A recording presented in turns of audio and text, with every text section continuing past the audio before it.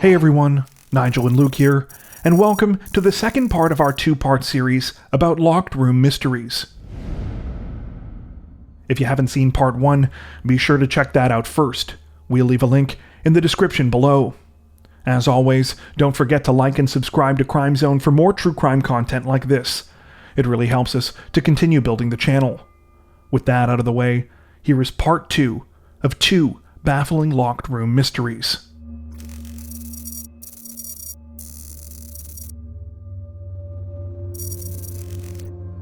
At 55 years old, Greg Fleniken was what you might call a creature of habit. Though in his younger years he would spend months at sea on ocean-going vessels where he worked as a chief engineer, he had since given up this life, becoming what is known in Texas as a landman. Greg had partnered with his older brother Michael to form the OGM Land Company, and he was responsible for negotiating directly with landowners to acquire leases for the exploration and development of new areas for oil and gas companies. Every Monday morning, Greg would make the roughly 2-hour drive from the home he shared with his wife Susie in Lafayette, Louisiana, to Beaumont, Texas, where his company was headquartered. He would check into a room at the MCM Elegante Hotel that was paid for by the company, spending the next 4 days working in the local area before heading back home on Thursday night. Equally as consistent as Greg's work routines were his travel habits. He liked to pack light and keep things tidy, carrying with him a single rolling suitcase which he used more or less as a drawer once inside his hotel room.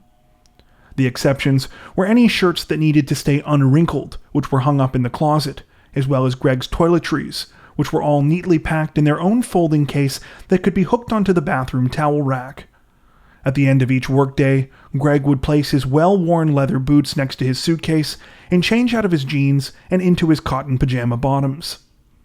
After that, he liked to relax on the bed and watch whatever was on TV, making sure to crank up the air conditioning before he did so that he could get a comfortable night's sleep. It was at that time that he indulged in what could arguably be called his only 2 vices: cigarettes and sweets.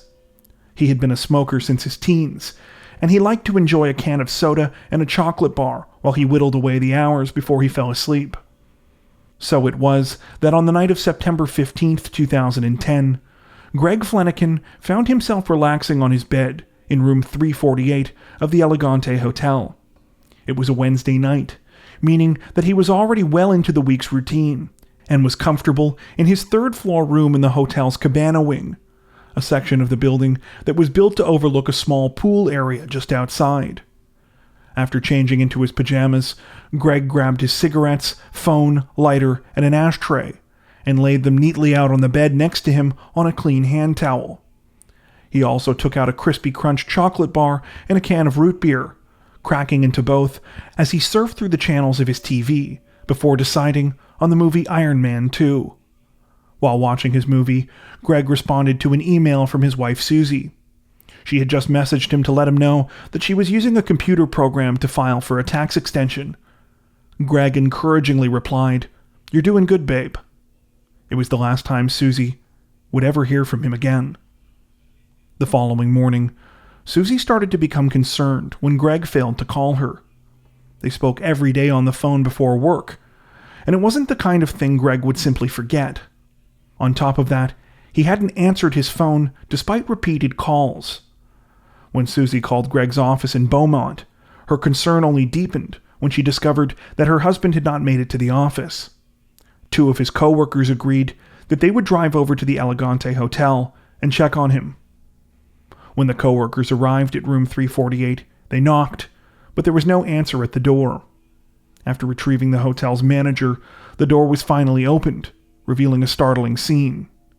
Greg was collapsed onto the rug face first, a cigarette still clutched between 2 fingers in his left hand. The room was exceptionally warm, and it was clear that Greg was dead. His skin had turned grayish blue. A little more than an hour later, Beaumont Police Detective Scott Apple arrived at the scene and began to investigate. Aside from Greg's lifeless body near the doorway, not much stood out to him in room 348. There were no signs of a break-in, and the room's door remained locked, only accessible to someone with a key. Nothing appeared to be out of place, and things were found in the characteristically neat way that Greg always left them. A quick check of Greg's wallet seemed to rule out robbery definitively. There was an untouched stack of $100 bills inside that easily could have been taken if someone had managed to break in. Guests in adjacent rooms told investigators that they hadn't heard anything out of the ordinary either. In fact, there didn't seem to be evidence that anyone other than Greg had been inside of his room the previous night. There were no obvious signs of injuries to his body, other than a small mark on his left cheek, but this appeared to have come from when he fell face first onto the floor. Detective Apple searched Greg's belongings for pills or any other drugs that might explain his sudden death, but this also turned up nothing. It wasn't until Apple spoke to Greg's wife Susie and his brother Michael that he first started to feel that he had made sense of things. The family members told him that though Greg appeared to be slim and relatively healthy, there were reasons to believe that he might have died from natural causes. Aside from his chain smoking and lack of any attention to his diet, Greg also never exercised and never went to the doctor. A sudden heart attack seemed like a distinct possibility. According to Susie, this idea was even mildly comforting at first. Greg would have wanted to die on his own terms, with the knowledge of never having changed his lifestyle for anything or anyone. It seemed like the case would be quickly wrapped up until Greg's body was sent for an autopsy to Jefferson County Medical Examiner Dr. Tommy Brown. Like Detective Apple, Brown's external inspection of Greg's body seemed to yield few clues. He noticed the same 1-inch abrasion on Greg's cheek, and the only other visible injury seemed to be to his crotch area. This would have been easily missed by detectives because Greg was wearing his pajama pants when he was found, but still did not seem to be any cause for alarm.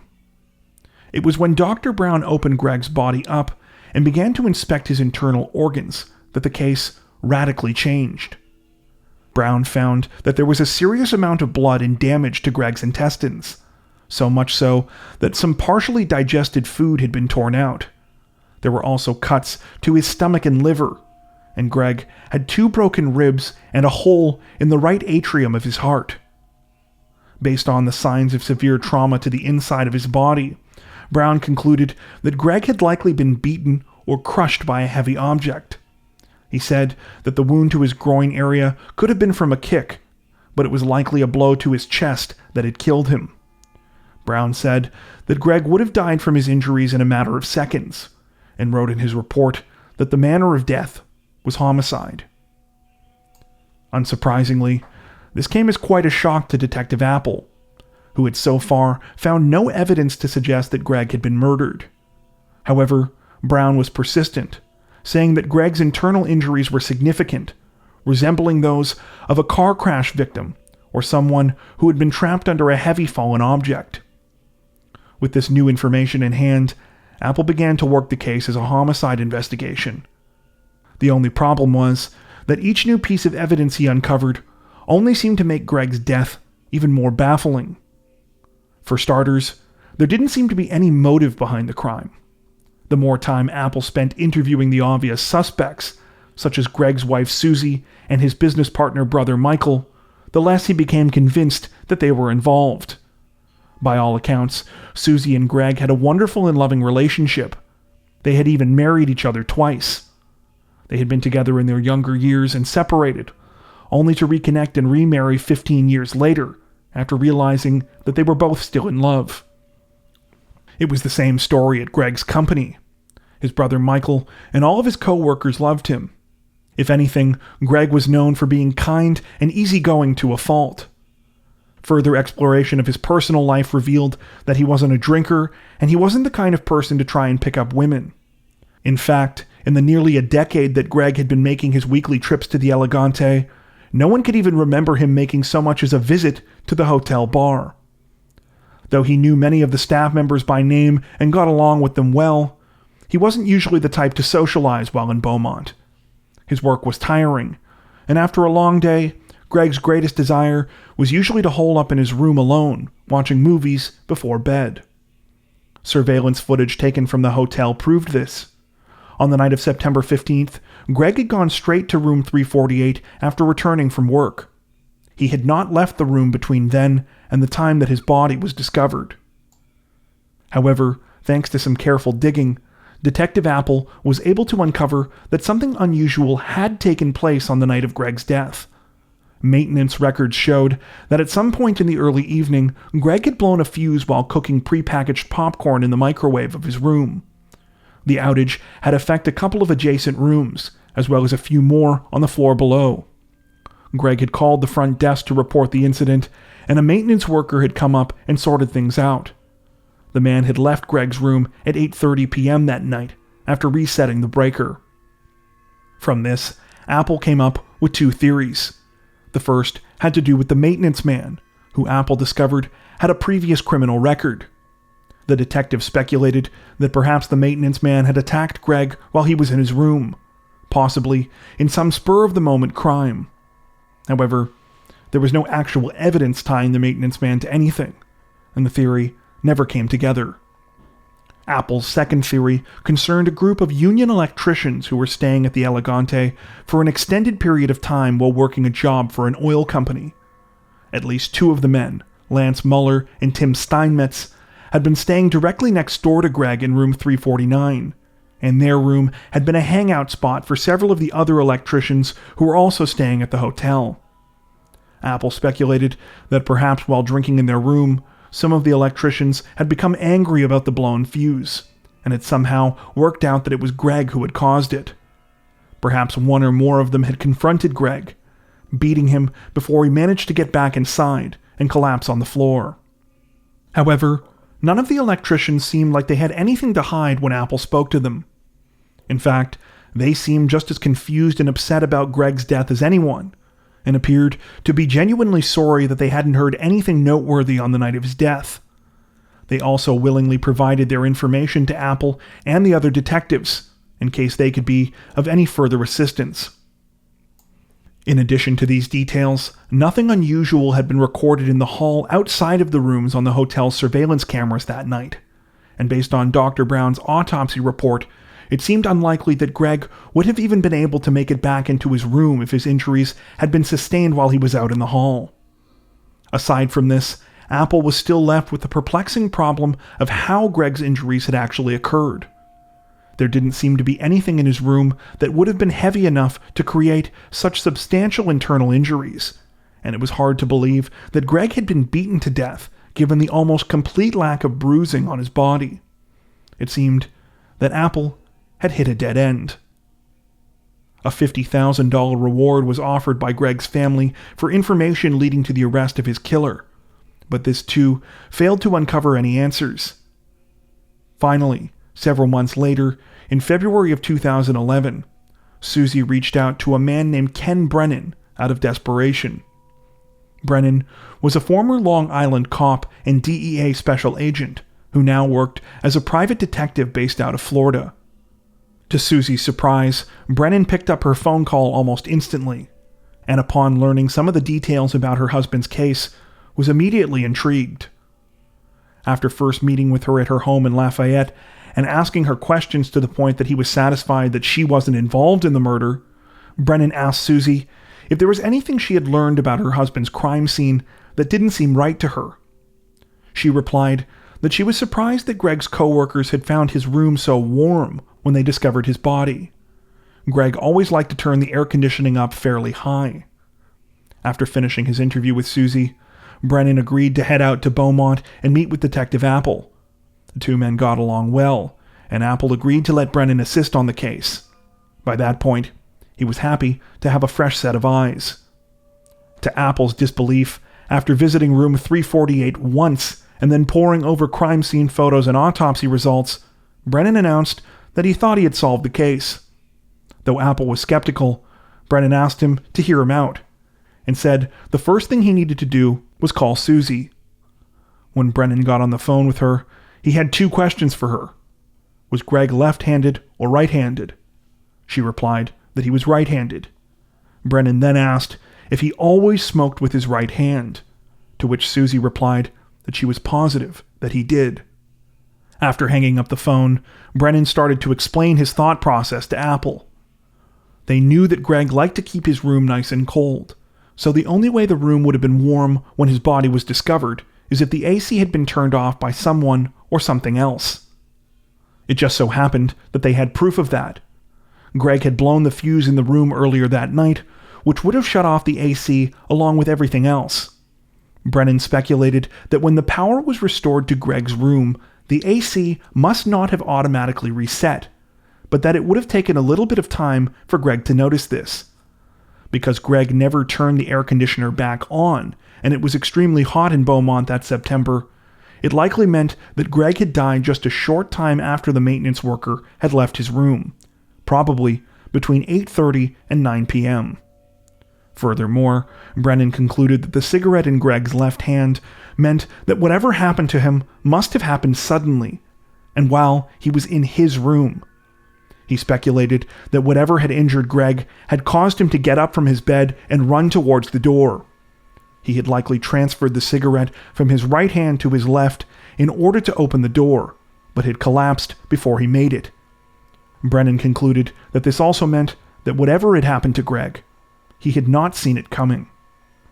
In light of this new information, Brennan now turned his attention to the electricians that had been staying in the neighboring rooms, just as Detective Apple had done before.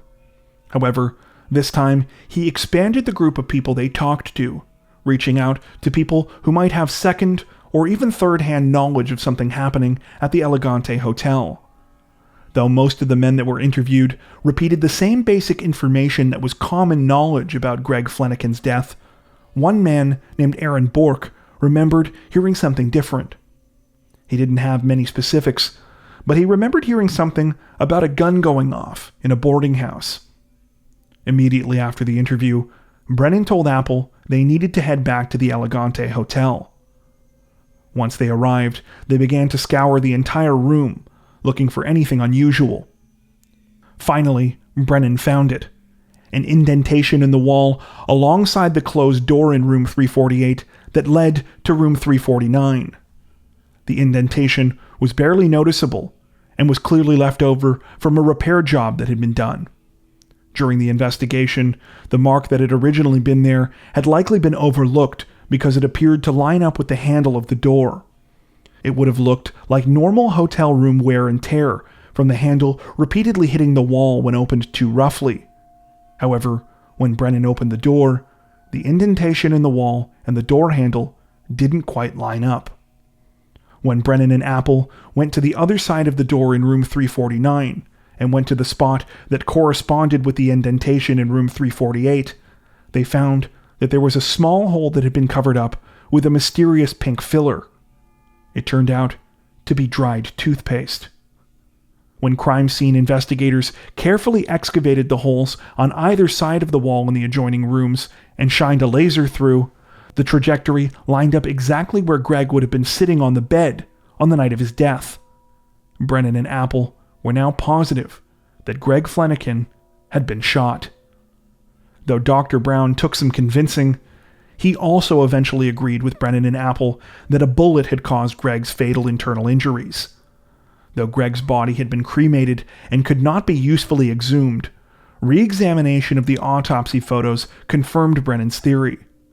The bullet had entered Greg's body through his groin area, had traveled up through his internal organs, and finally had pierced his heart. Dr. Brown had likely missed the bullet's entry wound because bruising had obscured the area, and skin had covered the bullet hole. The final pieces of the puzzle came together when Apple and Brennan re-interviewed Tim Steinmetz, one of the two men that had been staying in room 349 on the night of Greg's death. When they met with Steinmetz, the detectives told him that it was just a routine procedure, and that they wanted to make sure that they had every detail they needed from him. When he told detectives the same story as he had after Greg's death, they didn't push back at all, and continued to act casually. Once Steinmetz signed his written statement saying that he knew nothing about Greg's death, Apple and Brennan immediately rounded on him, telling him that they knew he was lying and that he had just made a false police report. Finally, Steinmetz told investigators the truth. On the night of September 15th, he His roommate Lance Muller and a third man named Trent Pisano had been drinking beer in room 349. At some point, Muller asked Pisano to head down to his car and grab a bottle of whiskey. He also told him to bring up his 9mm pistol. When Pisano came back, Muller began to fool around with the gun in a drunken state. First, he pointed it at Steinmetz, who quickly dropped to the floor and started yelling at him to stop. Muller then pointed the gun in Pisano's direction in a similar fashion. Only this time, the gun accidentally went off. On the same day that Steinmetz gave his statement, Pisano corroborated his story, saying that when the gun first discharged, he thought he had been hit. The three men then noticed in horror that there was a hole in the wall behind them. According to Pisano and Steinmetz, Muller immediately freaked out after realizing what had happened and hurriedly took the weapon back to his car. By the time he returned, Pisano was gone. None of them were initially sure if there was anyone next door, but eventually recalled that they had heard the sounds of coughing coming from room 348 the previous night. However, instead of going to check on the occupant of the room or alerting authorities, Steinmetz and Muller simply went down to the hotel bar and continued to drink. Muller later patched the hole in the wall with the toothpaste. It wasn't until the next morning, Steinmetz claimed, when they saw a body being wheeled out of room 348 that they realized something was seriously wrong. But because detectives initially believed that Greg died of natural causes, they allegedly tried to convince themselves that his death was a coincidence. On October 29, 2012, Lance Muller was sentenced to 10 years in prison after pleading no contest to manslaughter. Detectives went after him because he was the one that had actually fired the gun. Though Muller apologized for his actions at his hearing, the judge berated him for his series of incredibly irresponsible choices, saying that this wasn't just a simple accident. These thoughts were echoed even more ferociously by Greg's wife Susie, who said, quote, "You would never have come forward with the truth. You murdered him. No, you didn't intentionally seek him out to murder him, but you murdered him. With every lie you told, with every intentional selfish deception, with every cover-up, over and over again. You saw his body taken out of the room in a body bag the next day. You knew you killed him. He meant nothing to you." Do you know of any other cases like this that you think we should check out? Tell us about them in the comments section below. As always, if you enjoyed our video, don't forget to like and subscribe to Crime Zone for more true crime content like this, making sure to hit the notification bell to stay up to date with our latest releases. Thank you for watching.